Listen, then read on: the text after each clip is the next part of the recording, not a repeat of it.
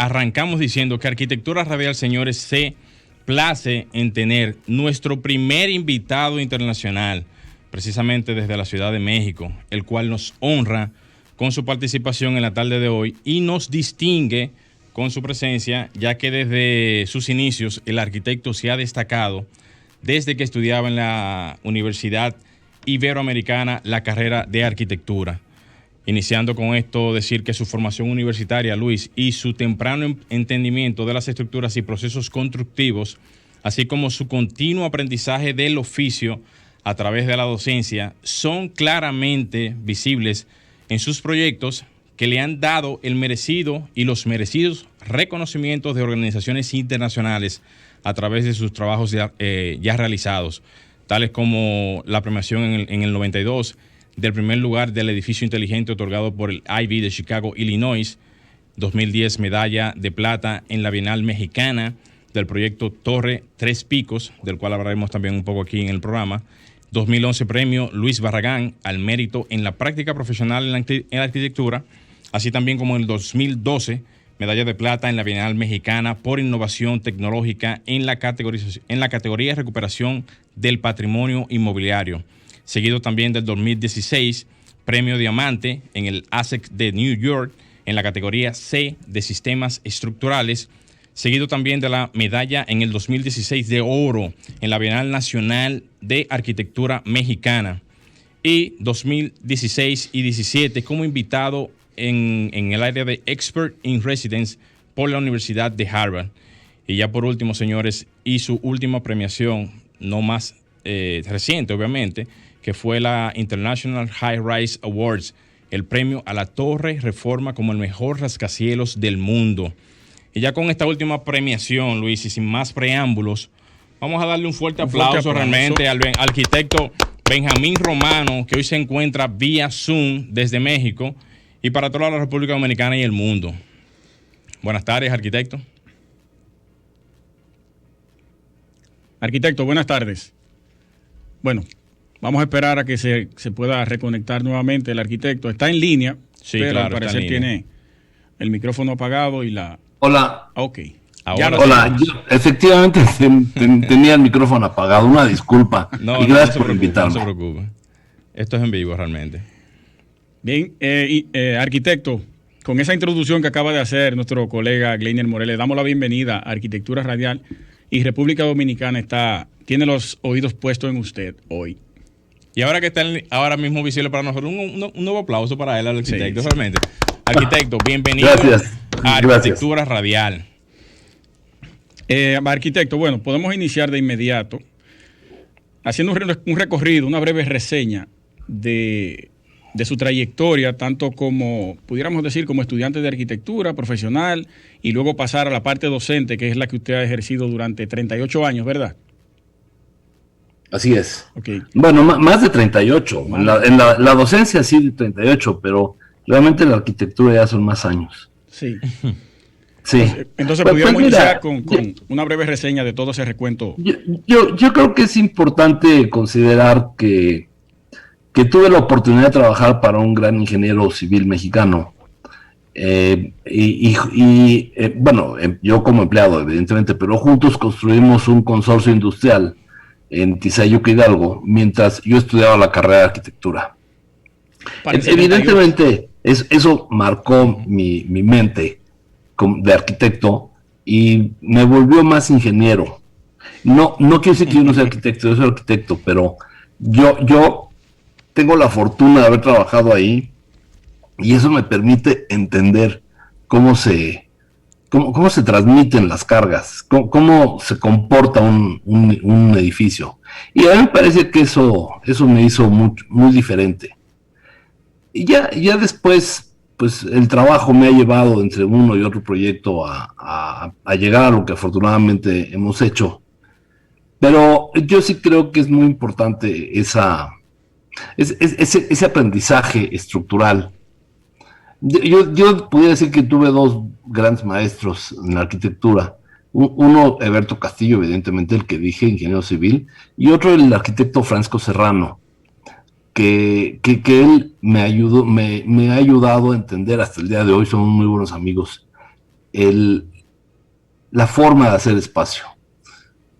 Y pues bueno, pues ese es un poco el origen de mi historia. Ok, y la parte docente, ¿cómo se inicia usted a impartir? Precisamente cuando yo estaba haciendo mi tesis en el año del 82, mi profesor de la materia de construcción me invitó a dar clases. Eso fue en el año del 82 y sigo hasta el día de hoy dando clases en la misma universidad. Wow. He cambiado de dar construcción, luego di proyectos, luego Francisco Serrano me ofreció la Cátedra Blanca de CEMEX, que es un curso muy interesante que patrocina CEMEX, en el cual el patrocinio que nos dan lo aprovechamos para invitar a profesionales de la construcción, de las ingenierías, de los acabados, de normatividad, de todos los especialistas que colaboran con nosotros, que sin ellos nosotros no podríamos hacer nada. Y gracias a ese patrocinio, también hacemos 2 viajes al año a visitar arquitectura con los alumnos. Interesante. La cátedra CEMEX ya lleva 18 años. Y en 18 años hemos tenido pues de todo, pero hemos podido viajar mucho. Pero más que nada los muchachos logran desarrollar su proyecto de tesis con la asesoría de ingenieros civiles, ingenieros hidráulicos, eléctricos, etcétera, ¿no? Especialistas en fachadas. Y yo creo que eso pues ha marcado mucho a muchísimos alumnos. Tenemos un promedio de 30 alumnos por semestre. Pero también me ha marcado mucho a mí, porque he tenido la fortuna de convivir con muchachos que tienen mentes muy frescas, muy frescas. Y se les ocurren ideas que pueden ser muy locas. Sí. Pero que la verdad que le han dado a mi desarrollo algo de frescura, porque yo veo a mis contemporáneos que se han venido aquilosando o empantanando, por decirlo así, en la arquitectura antigua o anterior. La resistencia. Sí, se resisten a los cambios. Pero lo que es una realidad es que hoy el mundo le pertenece a esa generación. Y pues ellos van a decidir lo que quieren y lo que no quieren de arquitectura, entre otras cosas, ¿no? Así es. Y yo creo que esa formación docente a mí me ha ayudado mucho, porque yo he aprendido muchísimo de los muchachos. Y también creo que sin ellos no hubiéramos podido hacer lo que hemos hecho en el taller. Justamente en esa misma línea, arquitecto, yo le iba a preguntar realmente lo siguiente. Esa ventaja comparativa que tuvo usted al principio de su ejercicio profesional, entendiendo la parte estructural y posterior entonces el conocimiento ya, digamos, combinado, le dio una ventaja muy comparativa siendo usted arquitecto y planteando situaciones complejas, ya sea, por ejemplo, a nivel de estructural, a nivel de espacios, voladizos y todo eso. Y estar dando docencia hoy en día le permite combinar todo lo que se da hoy en día a nivel de docencia como lo aprendido a nivel de su ejercicio profesional. En ese orden, ¿qué usted pudiera decir realmente en relación a esas dos combinaciones y su posibilidad de poder seguir expresando su conocimiento a la parte de docente? Pues yo creo que es la combinación de estas cosas lo que ha hecho que podamos trabajar. Miren, si ustedes vieran por ahí una fotografía que debe estar por ahí en la página de mi taller, del grupo de arquitectos que hicimos la Torre Reforma, les quiero comentar, con excepción de una muchacha, Julieta Boy, todos los que verán ahí fueron mis alumnos y no había ni uno ¿en serio? Mayor de 30 años. ¿Qué? De edad. Entonces, eso es muy impresionante, porque la Torre Reforma, si bien fue o es la torre más alta de la República, es interesante que la pudimos hacer con mentes muy frescas, mentes muy jóvenes. Entonces, cuando tienes una situación, como pasa en cualquier proyecto arquitectónico, y cuando tienes ya muchas telarañas en tu mente de 40 años de historia, sí.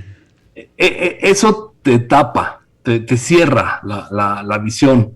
Y aquí esta visión joven, sin miedo, sin paradigmas, Eso yo creo que es muy interesante. En una... sí. Sí, perdón. No, y lo mismo nos está pasando ahora que estamos haciendo el aeropuerto en Puerto Vallarta. Los muchachos que trabajan conmigo, otra vez todos exalumnos míos, todos son muy jóvenes y siempre cuando tenemos un asunto se resuelve con formas de pensar muy lógicas y sin que los paradigmas te atoren. Sí. En una entrevista que usted hizo, le cedió a Arquine, una página digital bastante famosa allá en México, usted hablaba sobre las aberturas que le tuvo que hacer a las caras de la Torre Reforma, pero de la Torre hablamos más tarde. Ahí lo que quiero es enfatizar que usted fue donde un alumno y con él trabajó esas aberturas. Así es, con Mateo. Mateo, yo evidentemente a mí no me dio tiempo desafortunadamente, de estudiar el Grasshopper. Uh-huh. Pero claro que yo sabía del Grasshopper, porque por mi permanencia en la universidad como profesor. Y entonces a un exalumno le dije, oye Mateo, yo quisiera que me ayudes a desarrollar con Grasshopper el sentido de las aberturas de las dos fachadas, porque tengo que resolver un tema estructural y un tema de ventilación y un tema de iluminación y demás. Y entonces cargamos en el Grasshopper todas las restricciones y insisto, ningún contemporáneo mío lo pudiera hacer porque no nacimos en la época digital. Pero lo que debemos hacer es acercarnos a estos muchachos, ¿no? Así es. Y aprender en doble vía realmente. Se aprende en la doble vía realmente. Tanto por la 100%. Novedad de ideas, como también con la seguridad que se tiene de las cosas que se pueden hacer con la experiencia. Ahí entra una combinación interesantísima realmente. Sí. Por eso es que me parece muy interesante hablar de la docencia en mi desarrollo profesional. Porque yo creo que sin la docencia, sin mi entendimiento de las estructuras. En español se entiende muy bien, en inglés no, pero cuando yo digo el entendimiento de la gravedad, y no me refiero a la gravedad de algo grave, sino de cómo bajan las cargas al suelo, yo creo que sin eso no pudiéramos entender lo que ha podido hacer el EBR. Sí, arquitecto, antes de irnos a la pausa, me gustaría cerrar la parte histórica con esta pregunta. El arquitecto Luis Barragán, que recibió el premio Pritzker, el segundo premio después que se inauguró en 1980, murió en el 88, ¿usted tuvo la oportunidad de conocerlo o trabajar con él? Nunca. No. Nunca. Conozco muy bien su obra, primero porque me gusta y segundo porque la recorro con mis alumnos. La conozco muy, muy bien. De hecho, pertenezco ahí al grupo de la Fundación Barragán, pero nunca tuve la oportunidad de conocerlo. Ok. Desafortunadamente. Sí. Adelante, Morel. Excelente. Arquitecto, ya después de haber conversado un poquito sobre su reseña, digamos, histórica a nivel de lo que fueron sus inicios y la parte docente, será bueno entrar entonces ya en esta parte del programa en conocer sobre sus proyectos. Pero en esta ocasión, no hablando de los proyectos en sí, porque yo sé que muchas personas conocen de su proyecto, pero vamos a darle una faceta diferente. En este caso, hablar de los proyectos, pero tomar la parte de los retos y las situaciones que se dieron en cada uno de esos proyectos, mencionándolos cada uno en un orden, digamos, de importancia, para que las personas puedan saber de ellos. En ese orden, ¿te gustaría arrancar con uno de ellos? Bueno, ¿le parece, arquitecto, la Torre Bosques? Que para mí es una edificación bastante interesante. Sí, mira, la Torre Bosques nació por un predio mucho más grande que tiene enfrente, que tenía un valor bajísimo por la zona donde estaba. Sí. Entonces, yo recuerdo que le propuse a los propietarios de ese predio construir una pared. Una pared. O sea, les dije, hagamos una pared. No, me dice, pero es que una pared no va a mejorar el entorno. Le dije, no, sí, vamos a hacer una pared de 30 pisos de altura. ¿Qué? Y si ustedes ven, es un edificio brutalmente largo, tiene 107 metros de largo por 14 metros de ancho. Sí.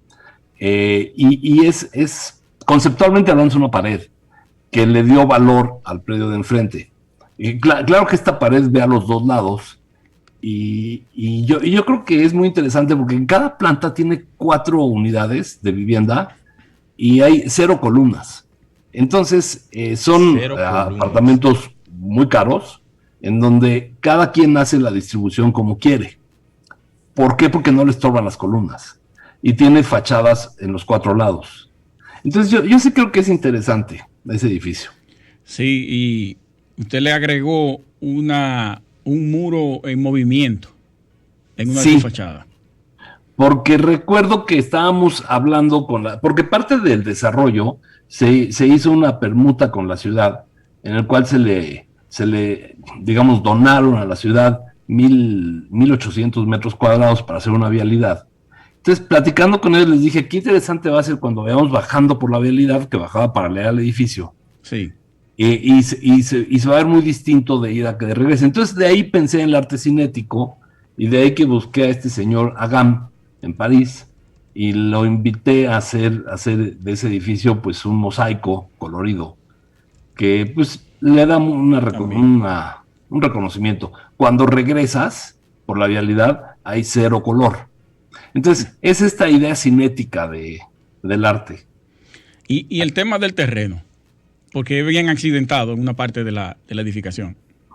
Sí, insisto que era parte de un terreno muy plano y muy grande, 67,000 metros cuadrados de terreno, y en la orilla del terreno estaba esta barranca muy accidentada, sí, y muy larga, que fue donde yo propuse hacer la pared de 30 pisos de altura. Y me recuerdo que hasta se rieron los propietarios, pero bueno, siempre han tenido la cualidad de reírse y de creer en mí, cosa que se los agradezco mucho, porque me pasó lo mismo cuando me invitaron ellos a hacer la Torre Reforma, que tenía el problema que la casa catalogada les estorbaba. Y así les dije, a bote pronto, les dije, no se preocupen, la movemos y construimos por abajo y luego la regresamos. Y recuerdo que uno de ellos, recuerdo que se me quedó viendo por arriba de los lentes, o sea, porque estaba leyendo y así nada más me echó unos ojos de pistola. Y me dijo, ¿estás hablando en serio? Sí, la movemos y la regresamos. Y de esa manera le dimos el valor. O sea, yo sí les agradezco mucho a estos inversionistas que pues han creído en mí. Sí, y esas palabras ocurrentes son realmente como el partido arquitectónico con el que manejamos los proyectos. Y es muy interesante realmente lo que usted menciona, porque darle la oportunidad a un desarrollador de ideas, como lo es básicamente el arquitecto, y que pueda darle también el apoyo en el sentido de poder desarrollar cualquier tipo de inquietud, verdaderamente muestra no solamente el que puedan creer realmente en el desarrollo de cualquier tipo de proyecto, sino en que si no tienen quizás la decisión de poder hacer algo, le puedan hacer la consulta y que luego se pueda ejecutar. Eso demuestra realmente la importancia que se tiene cuando la gente confía realmente en el profesional de una manera como esa. Y en ese mismo orden, arquitecto, ya después de que usted mencionara esos detalles de la Torre Bosque, en ese mismo orden, la Torre Veranda, que tiene una importancia dentro de sus proyectos, ¿alguna experiencia que pueda comentarnos de la torre en cuanto a una situación particular que sea platicable aquí en el escenario? Me parece que sí. La Torre Veranda está en un predio que da al mar, al Océano Pacífico. Como todos sabemos, el mar en la noche es negro. Okay. Y entonces, y no nada más eso, el Pacífico lanza mucho viento hacia el mar porque en esa zona no hay montañas que atajen el viento. Entonces, yo ahí tomé la decisión de voltear a 45 grados el edificio, porque volteando a 45 grados, agarraba yo una península donde pensé que se iba a llenar de casitas y no me equivoqué. Ya hoy, que ese edificio tiene construido como 15 años, ya la península está llena de casitas, y entonces en las noches la vista es muy linda. Pero no sirvió haber inclinado el edificio a 45 grados para que el viento, que en ocasiones es hostigante en una terraza, le diera la vuelta al edificio. Okay. Y eso nos ha permitido tener terrazas muy confortables. Pues, es lo que les pudiera decir. La planta está diseñada por tres muros que estructuralmente hablando toman el sismo. Ustedes saben que Acapulco tiene un sismo muy fuerte. Sí. Y esos 3 muros, al haberlos inclinado a 45 grados, buscando las visuales nocturnas, me dio la oportunidad de desviar el viento, que me parece que es interesante. Claro, totalmente. Y más cuando se trata de un edificio con cierta altura vertical, ¿verdad? O sea, digo, obviamente que ataja verdaderamente lo que es el como cara de viento, y que estructuralmente hablando tiene un componente bastante importante a nivel de diseño estructural.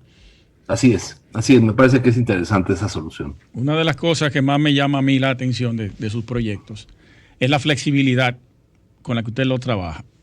No les gustan las columnas y le permite la planta libre colgada en muros de soporte. Sí, es que mira, los muros o fachadas, como le quieras llamar, son elementos que tienen que estar obligadamente. Hay muchos edificios que están los límites entre el interior y el exterior que representan un peso para el edificio. A mí me parece absurdo, porque tú puedes tener esos perímetros o esos límites entre el interior y el exterior trabajando y que no esté de flojo y de caro. Entonces, yo prefiero ponerlo a trabajar y con eso logro que la espacialidad interna sea muy flexible. Sí. Tiene sentido, totalmente. Sí, así es. Respecto a, antes de pasar a una de las más interesantes, que se parece mucho a la Torre Reforma, y eso lo podemos hablar más adelante, el Kinder Monte Sinaí, que para mí tiene elementos bastante interesantes. Ese colegio, ¿verdad? Preescolar y secundario. ¿Qué tal le fue ahí en esa obra?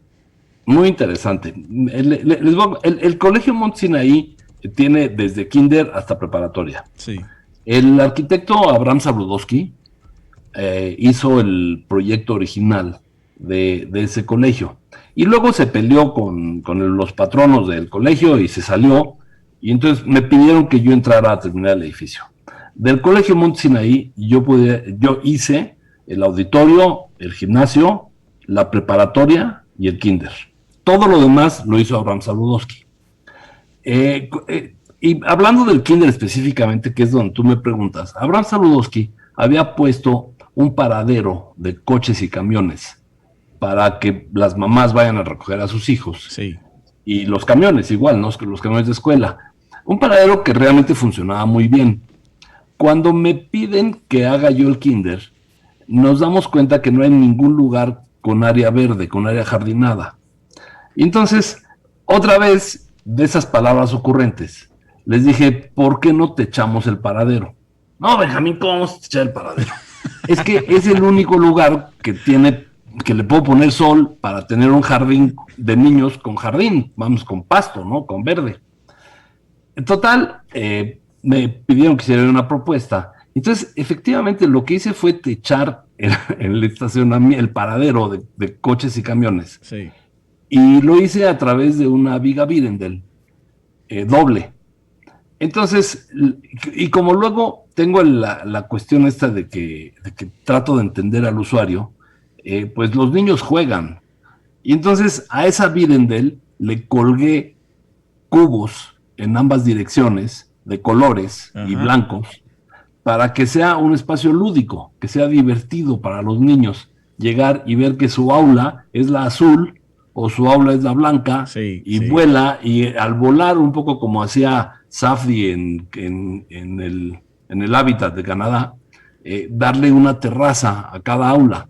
Entonces, al desplazar estos cubos de lado a lado, logré que cada aula tuviera una propia terraza, donde la maestra puede sacar a los niños sin que se le escapen, porque el problema de los niños es que se te escapan. Y entonces, todos los niños pueden salir a una terraza ahí en su aula. Y me parece que el resultado es bueno. Muy, muy interesante. A mí me gustó bastante esa construcción. Franklin, ¿nos quedamos? No. Arquitecto, vamos a hacer una pausa y regresamos. Nada más déjame decir algo antes de la pausa. Adelante. Ahí es lo importante de entender la estructuración. Si yo no hubiera podido resolver estructuralmente ese kinder, no se hubiera podido hacer. Y ya nos vamos a la pausa. No más quise decir eso. Pero muy buen dato. Usted mismo despidió. Bien, señores, continuamos en Arquitectura Radial. Y siguiendo con esta interesantísima entrevista con el arquitecto Benjamín Romano. Arquitecto, ya en esta última fase del programa, en este último cuarto del programa, vamos a hablar de varios proyectos. Uno de ellos es la Torre Tres Picos y el otro proyecto, el cual queremos tocar, es la Torre Reforma.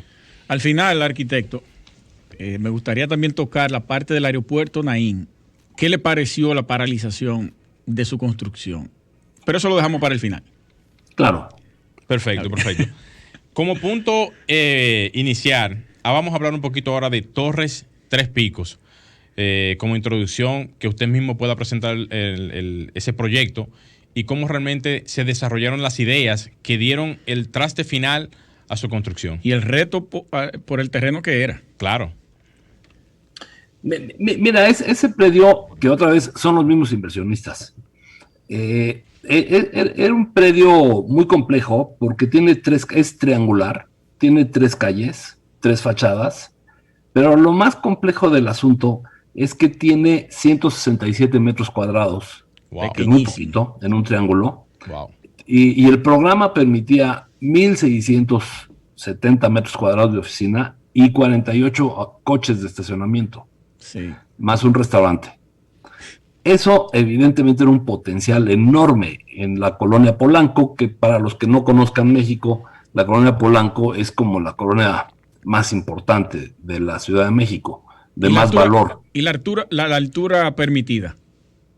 La altura permitida era de 10 niveles, que eso también es como una interpretación que hice de la altura. Yo efectivamente tengo 10 niveles, pero la norma no habla de cuartos de máquinas ni de tanques de agua. Entonces, si tú ves el edificio tiene evidentemente 10 niveles, pero tiene arriba 2 niveles más que no son nada. Es un espacio vacío donde le da al edificio una proporción muy interesante y donde dejamos escondidos los cuartos de máquinas del elevador y los tanques de agua y demás. Entonces eso le da una proporción vertical muy, muy importante. En los 167 metros triangulares, nada más visualícenlo en su mente porque estamos muy interesantes en este formato de radio y no gráfico. Es muy poquito. Tomando ventaja de la normatividad, las escaleras, que no son un espacio habitable, las saqué del predio. Y la norma dice que yo puedo hacer volados que no sean habitables, como se lo son las escaleras. Y la escalera, llegando a la planta baja, la metí al predio de regreso y ya es cuando sale con seguridad al edificio. Ese ademán le da como una textura muy interesante a la fachada. Esa escalera que está por fuera no es de emergencia. Es la escalera de uso diario. Ok. Sí, es la escalera de uso diario. Que además es muy linda porque te puedes salir ahí a fumar. Sí, no, yo no fumo, pero la gente sale a fumar y estar ahí. Hace la fachada más interesante. Sí, más interesante. Luego cuando entré en el tema de la estructuración, me di cuenta que yo no podía poner ni una columna. Pero no nada más eso, no podía poner ni un elemento de concreto, porque los elementos de concreto me iban a tomar demasiado área. 60 centímetros de ancho cada uno, y eso me iba a quitar metros cuadrados de renta enorme, porque la forma triangular iba a jalar hacia uno de los lados al volumen de los elevadores. Uh-huh. Entonces de ahí que pensé, y le hablé al ingeniero Alcaraz, le dije, oye, ¿qué tal si lo hacemos de acero? Benjamín, no conozco un edificio de acero. Pues ya sé que no, pero vamos a hacerlo. Y me acuerdo que me dijo, pero es oriente-poniente el predio, y se van a calentar los muros como si fuera un sartén, sí, porque le está dando la lumbre, ¿no? Un comal, no sé si el comal lo usen ustedes la palabra, pero es esta lámina metálica que ponen encima del fuego para cocinar o para calentar. Una parrilla, una parrilla, digamos. Entonces le dije, claro, pero entonces podemos hacer algo más interesante porque el muro lo podemos hacer doble y dejamos que respire. Y entonces va a funcionar como un termo. Bueno, pues así fue. Trabajamos hicimos el proyecto. A mí me parece que el proyecto es muy lindo, tiene una demanda increíble porque es un espacio en arrendamiento. Pero les quiero contar algo que me pasó muy interesante. Estábamos haciendo ya la Torre Reforma y estaba yo en Nueva York trabajando con los ingenieros civiles que diseñaron la estructura de Torre Reforma, que calcularon, no que diseñaron, que calcularon. ARUP, sí, estaba yo con ellos. Cuando me habla el residente, el arquitecto Walter Lingard, y me dice, oye Benjamín, tenemos un problema enorme porque los elevadores no se pueden instalar. Ah, caray, ¿por qué no se pueden instalar? A último momento. A último momento. El edificio ya ha terminado. Sí. Porque el edificio se hincha por el calor. Wow. A mediodía y se deshincha en la noche. Bueno, por supuesto que me puse muy nervioso. Recuerdo que me fui a cenar solo y me puse a reflexionar en el problema. Entonces me recordé de esa teoría de la relatividad de Einstein. Dije, bueno, pues sí se hincha, pero también cuando se hinche se va a hinchar el riel del elevador. Entonces, a mi regreso a México, me cité con los que estaban instalando el elevador y le pregunté a qué hora trazaban los plomos del elevador. Me dijo, no, pues temprano, es lo primero que hacemos. Le dije, pues claro, ese es el problema. Ustedes tienen que tener al topógrafo trazando junto con los instaladores. Porque en la medida que se va hinchando el edificio, se hincha todo, porque todo es relativo. Y efectivamente, así lo hicimos, y el edificio tiene 12 años funcionando perfectamente bien, porque todo es relativo. Es decir, todo se hincha y se deshincha a la vez. Es correcto. Okay. Y entonces, trabajar con el acero es un tema muy interesante. Yo sé que no estamos hablando de Torre Reforma, pero todos sabemos que el concreto, a lo largo de los años, a lo largo de la historia, se va comprimiendo. Un poco lo que nos pasa a los humanos, que en la medida que vamos creciendo de edad, nuestros huesos se van comprimiendo. Vemos que los viejitos son normalmente más chaparritos de lo que eran ellos mismos antes. La gravedad no va absorbiendo. Exactamente. Al concreto le pasa lo mismo. Y la Torre Reforma tiene de interesante, porque luego hay edificios de estructura mixta que empiezan a tener problemas a los 20, 30 o 40 años de edad, porque tienen deformaciones distintas, el de la metálica con el del concreto. Sí. Y en Torre Reforma tiene interesante que la estructura metálica no llega al suelo, nunca. Lo que llega son los muros de concreto, que tendrán su envejecimiento normal y se irán apachurrando normal. Bueno, pues yo creo, lo digo esto porque en Torre Tres Picos fue muy importante entender al material. Sin el entendimiento del material, ese edificio no pudo haberse hecho o no pudo haber existido, aunque ya lo hayamos hecho. O sea, si no hubiéramos entendido el material. Me imagino que una de las condiciones más críticas para la Torre Tres Picos fue justamente el área, porque quizás si esa torre hubiese tenido otro tipo de área un poquito más extensa, quizás la condición de temperatura no hubiese tenido tanto efecto, digamos, en una torre un poquito tan compacta, diría yo, en esa poca área de 100 y pico de metros cuadrados. Claro, sí, o sea, siempre, y no nada más eso, como no teníamos área, la construcción de esa torre fue compleja, pero por supuesto valió la pena, porque eso es un ícono de las oficinas boutique. Los estacionamientos de la Torre Tres Picos, que son automatizados, que fue el primero en su tipo en México. Así es, fue el primer robot de México. Me parece que es lindo dentro de la propiedad. Llegas, dejas tu automóvil y es una plataforma evidentemente rectangular como el coche, pero en su periferia hay un círculo como si fuera un pie, en el cual el robot baja y gira y estaciona el coche en el mejor lugar que le conviene.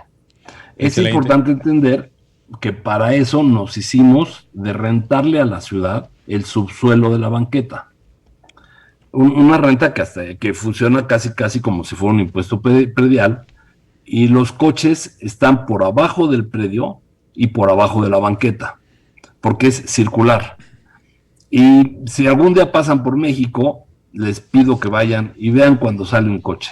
Es un momento mágico. No solo a la torre. Pues mira, arquitecto, vamos a hacerle realmente una doble invitación, o sea, nos vamos a hacer una doble invitación porque nos gustaría, cuando usted tenga la oportunidad y tiene la invitación abierta ya de cuando venga aquí a República Dominicana, no sé si ha venido en algún momento, ¿verdad? Sí, he ido, fui a jugar golf ahí una vez. Ah, perfecto. Pues cuando vuelva de nuevo aquí a República Dominicana, tiene que hacernos el honor de venir aquí a emisora y a cabina con nosotros para platicar un poquito más. Al igual que nosotros cuando tengamos la oportunidad de ir allá a México, tener la oportunidad de ir a su estudio y, ¿por qué no, visitar alguna de las obras de usted allá en México? Me dará mucho gusto. Lo interesante y que digo es que el momento en el que el automóvil va saliendo es casi como mágico, casi como si estuviera apareciendo el coche. Interesante. ¿Hay videos de eso colgados en alguna plataforma? YouTube o algo. Creo que no, pero ahora que lo dicen lo voy a hacer. Sí, sería interesante. Sería muy interesante. Excelente. Arquitecto, vamos a pasar ahora a la torre. A usted no le gusta que le digan que es la más relevante de todos sus proyectos, pero es la que obtuvo una de las premiaciones internacionales más importantes del mundo. Por un lado, fue designada por el Council Toll en Buildings and Urban Habitat, que es el Consejo de Edificios Altos y Hábitat Urbano. Entró dentro de los 50 rascacielos más influyentes en los últimos 50 años. Y el International Rise Award, que lo mencionaba el arquitecto Morel, que inició en el 2004 y para el 2018 la Torre Reforma fue premiada con este galardón. La Torre Reforma tiene muchos puntos y muchas características interesantes, tanto de retos. Usted tuvo que sentarse con varios ingenieros a debatir esta propuesta. Me gustaría que usted nos aborde un poco sobre este proyecto, que para mí es súper interesante. Muchas gracias. Ese proyecto, como contaba yo hace rato, nace de la prohibición por parte del Instituto de Bellas Artes de México de demoler una casa que estaba en la esquina sur del predio. Como les comenté, desde el primer momento dije, la podemos mover, y en México hay un problema de normatividad enorme con estacionamientos, y entonces ese que nos quitaran ese terreno, el de la casa, implicaba un problema de estacionamientos. Claro. Cuando logro resolver la idea de desplazar la casa, pude construir por abajo unos sótanos que finalmente son como, yo no sé si allá las cajas de Coca-Cola grande sean como lo que yo digo, pero yo digo es una caja de Coca-Cola, porque estas cajas plásticas que tienen divisiones donde van almacenando las Coca-Colas. Uh-huh. Y lo mismo pasa con la cimentación de ese edificio. Es una caja enorme de plástico, de la que se desplantan dos muros que forman una A, si la vemos desde el cielo. Sí. Y esos dos muros son los que transmiten la cimentación al suelo, la carga, toda. Todo lo demás está colgado. Y esa estructura colgada nos permite tener un área diáfana totalmente, con vista hacia el bosque de Chapultepec. Y en la parte trasera de estos dos muros, en el triángulo de la A, ahí dejamos todo lo que son los flujos del edificio. Sí. Llámale escaleras, elevadores o tuberías de agua, de voz y datos, de energía eléctrica, etcétera. Y lo demás es un espacio diáfano, donde cada usuario hace lo que quiere. Yo, pensando en el espacio público, pensé en subir al edificio parte de espacio público. Entonces, cada 4 pisos tenemos una terraza, naturalmente ventilada, evidentemente, de triple altura, donde los espacios de oficinas no nada más dan al bosque de Chapultepec, sino también al interior. Y ese interior está ventilado a través de las perforaciones, estas de las que hablábamos hace rato, del muro de concreto, de los dos muros de concreto. Y estas perforaciones no nada más le dan una luz muy interesante y un juego lúdico de esas dos paredes, también permiten que entre aire. Y ahora en COVID ha sido magnífico o mágico, yo diría, porque esa ventilación cruzada permite que se vacíe el aire contaminado, pues, de los usuarios. Y porque no se recicla el aire, se va, se sale del edificio, y me parece que es muy interesante eso. Arquitecto, demostrar Sí. el funcionamiento de la estructura de Torre Reforma, ¿tuvo alguna complejidad a nivel de lo que es la aprobación de proyectos allá en México? ¿Con las autoridades? Sí, Ninguna. ninguna. Wow. Porque Ninguna. aquí en el país siempre hay, no sé, allá en México, pero aquí hay una cierta resistencia al el presentar proyectos que tengan algún tipo de desenvolvimiento diferente a lo tradicional. Entonces, en México... Yo no sé si allá en la República Dominicana son tan malinchistas como lo somos en México. Bueno, Pero cuando, no sé, Malinche, ¿ustedes le dicen malinchistas también o no? Eso es. eso es... El término no. Malinche fue una mujer indígena que cuando llegaron los españoles fue la traductora de Hernán Cortés ok. y de Cristóbal Colón. Y de alguna manera, como Malinche prefería a los españoles que a los mexicanos, siempre en México cuando alguien prefiere a los extranjeros que a los mexicanos, Sí. se les dice malinchista. Aquí Guacanagariz. tenemos el complejo de Guacanagariz. Ah, bueno, Aquí se le pues dice el eso, complejo de ese Guacanagariz. complejo. Yo trabajé con Arup, Ok. no porque los ingenieros mexicanos no sirvan. Yo hubiera trabajado felizmente con Ismael Vázquez o Rodolfo Valles. Yo trabajé con Arup porque de alguna manera Arup tiene una presencia mundial y una credibilidad importante. Bien. Y a mí eso me permitió brincar todos los obstáculos. Yo creo que si no hubiera tenido a Arup como un soporte estructural, Sí. Ujú. que le diera valor a la propuesta, yo sí hubiera tenido problemas. Yo Pero entiendo. no los tuve porque por este complejo que tenemos los latinoamericanos, Sí, que le creemos complejo, más a los es complejo. Sí, extranjeros. es completo. Sí, es complejo, pero yo tuve cero problemas. Y la verdad que Arup, para mi criterio, fue una sorpresa muy agradable, porque primero es gente muy normal, son humanos igual que nosotros, que cometen errores y aciertos igual que nosotros. Ujú. Pero lo que me pasó con ellos muy interesante es que tienen sistemas de cómputo que yo le decía a los inversionistas, cuando les propuse la idea de trabajar con un extranjero, con una firma extranjera, les dije, es que si nos ahorraran el 10% de acero y de concreto en la construcción del edificio, su trabajo sería gratuito. Y les puedo garantizar que así fue. Ellos, por decirlo así, trabajaron gratis. No porque hayan trabajado gratis, cobraron y mucho. Pero eso se tradujo en un ahorro en materiales de construcción. Ok, arquitecto, ya casi estamos cerrando, nos quedan 3 minutos. Sí. Para finalizar la parte de la Torre Reforma, el grosor de esos muros y la profundidad, que me imagino que hay mucha gente pensando que cómo era eso, cómo funcionan esos muros. ¿Cuál es ese grosor y cuánto se tuvo que enterrar esos muros de concreto? Los muros se entierran 60 metros abajo del suelo. Acuérdense que México es un lago. Sí. Entonces rebasamos el lago. Nacen de 1,20 de ancho y terminan en la parte alta de 35 centímetros. Wow. Y se ven muy masivos, pero es importante que entiendan que la mitad posterior de esos muros es el área donde están los flujos del edificio, donde están los elevadores Sí, y donde ok. están las escaleras.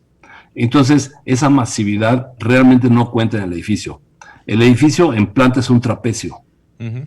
que atrás tiene un triángulo sólido, que es la columna vertebral del edificio, en todos los sentidos. Sí, Columna claro. vertebral donde van los flujos y columna vertebral estructuralmente hablando. Ok, ya para finalizar, la inquietud que tenía, y como usted es un arquitecto bastante reconocido en México, cuando entró el presidente Andrés Manuel López Obrador, paralizó la obra, una de las obras que para mí es la más importante en México, esa infraestructura de movilidad que son los aeropuertos, paralizó este aeropuerto diseñado por Norman Foster y Fernando Romero. ¿Qué le produjo esto a usted o a su entorno? ¿Qué le causó esta paralización del aeropuerto? A mí me parece que haber paralizado el aeropuerto fue un error económico Totalmente. muy importante y un error de desarrollo del país. Sí. Sin embargo, tengo que confesar que el error lo cometió Peña Nieto, no Andrés Manuel, porque era un error. La Ciudad de México es una ciudad conurbada con más de 30 millones de habitantes. Y me parece que era un error tener un solo aeropuerto para más de 30 millones de habitantes. ¿Por qué? Porque yo creo que una ciudad tiene que tener redundancia. Si al Naim se hubiera inundado algún día, 30 y tantos millones de habitantes nos quedamos sin poder salir de la ciudad. Varados, sí. Y yo creo que el proyecto original que tenía que estar en el estado de Hidalgo, cerca del actual que está construyendo en Santa Lucía, era la mejor idea, porque hubiéramos tenido una redundancia, como la hay en París con sus 2 aeropuertos o en Nueva York con sus 3 aeropuertos. Somos muchos millones de habitantes como para depender todos de un solo aeropuerto. Sí. Porque el aeropuerto actual de la Ciudad de México se iba a cerrar para que pueda funcionar el Naim. ¿Por qué? Porque chocaban los aviones. Uno sale perpendicular al otro. Estaba muy cerca. Entonces, a mi criterio, el error lo cometió Peña Nieto. Ahora, ya entrados en gastos y en la inversión que se estaba haciendo, yo creo que se debe haber terminado. Sí. Es algo que cuando lo digo en mis círculos sociales se inquieta mucho la gente porque digo que fue un acierto suspenderlo, y no fue un acierto, pero el error lo comete Peña Nieto cuando decide llevarse el aeropuerto al Estado de México, que era su estado. No sé si fui claro. Sí, bastante, pero él paraliza el aeropuerto, entonces autoriza la construcción del Tren Maya, que para mí tampoco tiene mucho sentido, pero ahí está. Llegamos a la parte final. Así es. Arquitecto, solamente nos resta decirle que pero muchísimas gracias por estar presente en la tarde de hoy con nosotros. Nosotros nos sentimos totalmente agradecidos con su presencia y por tomarse un tiempo, un domingo allá en México, para compartir con nosotros. Y con aquí domingo también. Sí, bueno, digo allá en México porque realmente es un día, digamos, de descanso. Pero verdaderamente nos sentimos totalmente agradecidos con su participación aquí en la tarde de hoy. Esperamos poder tener su presencia, o sea, compartir con ustedes aquí presencialmente en el momento que usted decida venir aquí a República Dominicana. Y verdaderamente nos sentimos totalmente agradecidos, como ya le dije ya en principio. Así es. Muchas gracias por su invitación y estoy a sus órdenes. Excelente. Gracias a usted, arquitecto. Manténgase en línea, no se vaya de línea. Sí. Señores, hasta aquí Arquitectura Radial. Luis Taveras, Franklin Tiburcio y un servidor, Gleiner Morel, estuvieron con ustedes. Nos vemos el próximo fin de semana. Y hasta aquí, Arquitectura Radial, con Luis Taveras